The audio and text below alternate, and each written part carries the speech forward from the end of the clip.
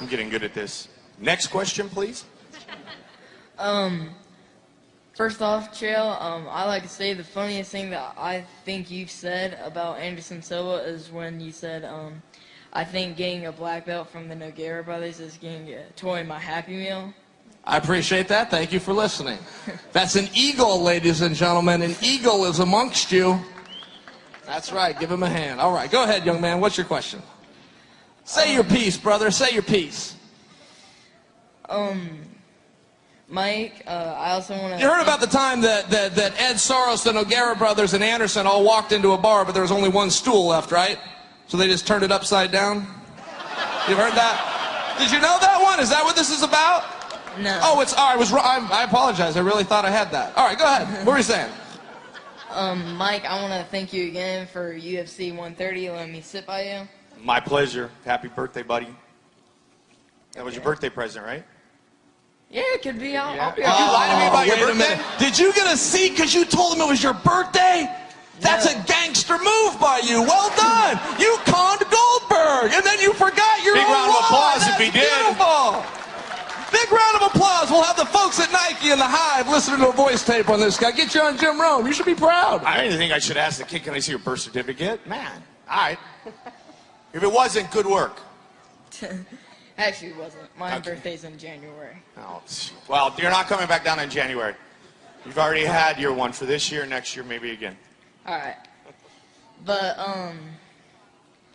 Chael, after you faced Brian Stand...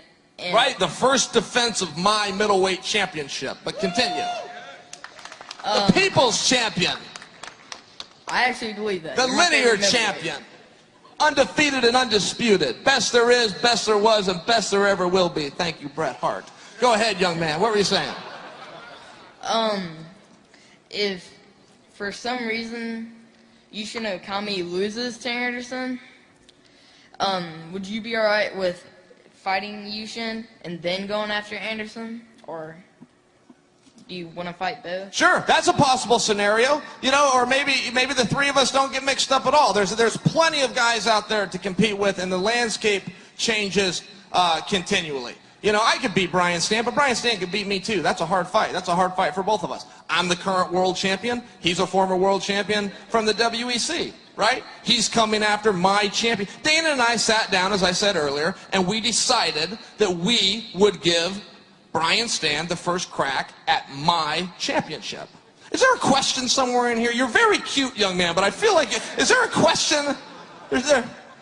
Have I answered you? Did you come here to set Goldberg up again? You want to just come down and like take his stopwatch now or something? You little conniving genius.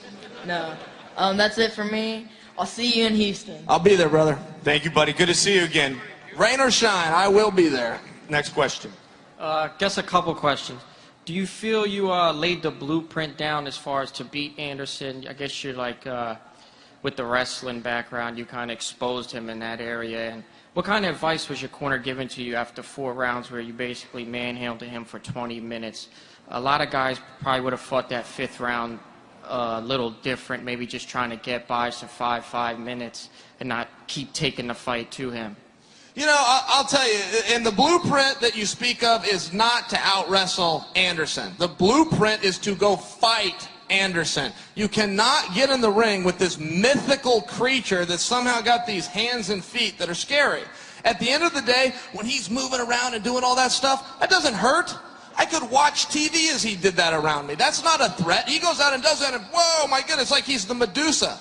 People freeze in stone. They look at, and Joe Rogan goes bananas. Big deal. You stood on a foot and kicked the guy in the face. I could take 5 of those before breakfast. What do I care? Oh, I kicked you in the face, Steven Seagal, blah, blah, blah, B-level movies. I don't even understand the whole damn thing. Look, you want to beat Anderson Silva? Go fight Anderson Silva. Anderson Silva, what did he ever do?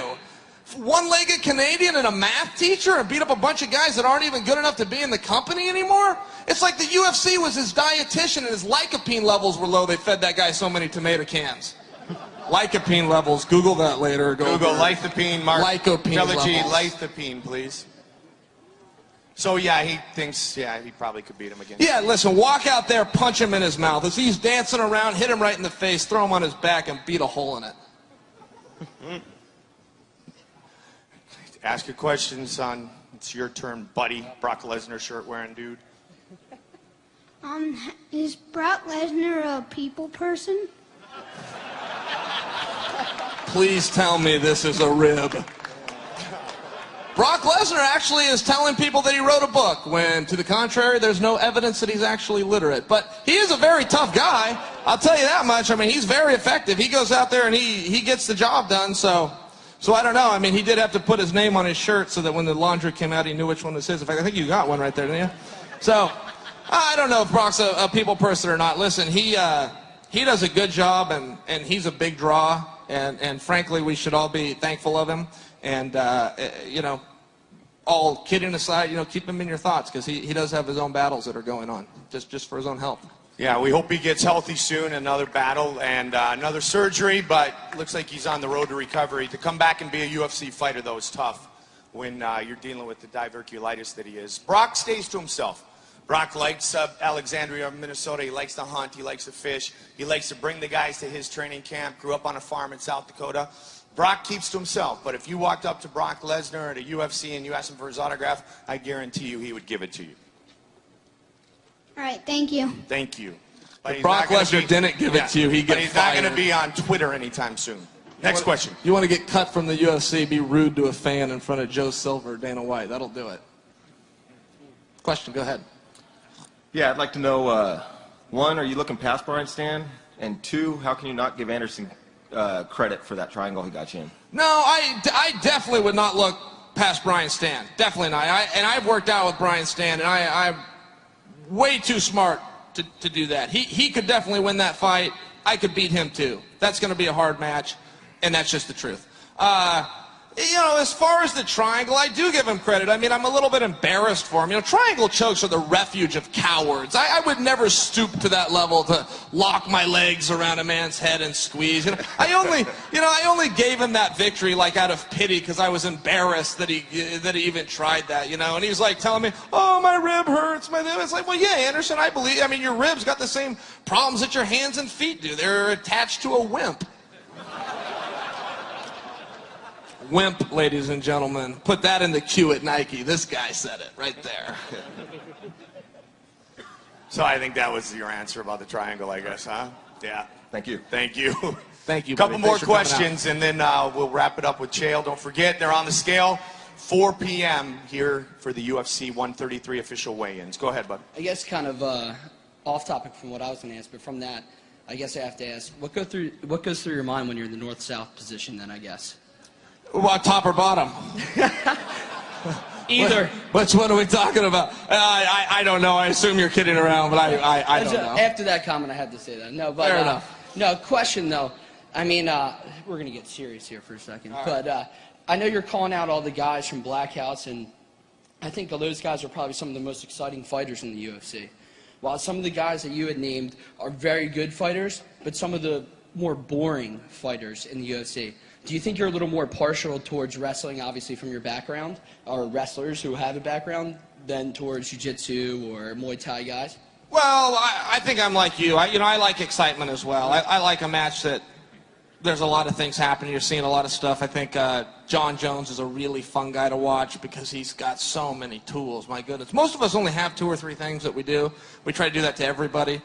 John Jones has always got all these new tools and stuff, and there's a few guys like that with a bunch of tricks. BJ Penn's just, he's always real fun to watch. Frankly, Carlos Condit, a guy you may not be following too close, but you will, because he's now on the docket with BJ. So, I like excitement too. I don't want to see a guy just go take someone down and lay there either. Well, good luck against Stan, man. I appreciate it. Thank you. Thank you very much. We'll do one more question each side. Go ahead, right here. Jill, so one last question. You've been pretty colorful in your comments about Black House MMA, and in the process of that, you've mentioned Rich Franklin, who I'm a huge fan of, as are a lot of people. Being a math teacher from Cincinnati, he's a pretty decorated fighter. Would you consider fighting Rich Franklin? Well, that's a fight I'd like to see. I also am a fan of Rich Franklin. He's done an excellent job. He's headlined a bunch of shows. He's a world champion, so let's make sure. I'm not delusional that Rich is very good. It's just a fun thing to say, math teacher. Right? Who couldn't beat up their math teacher? Come on.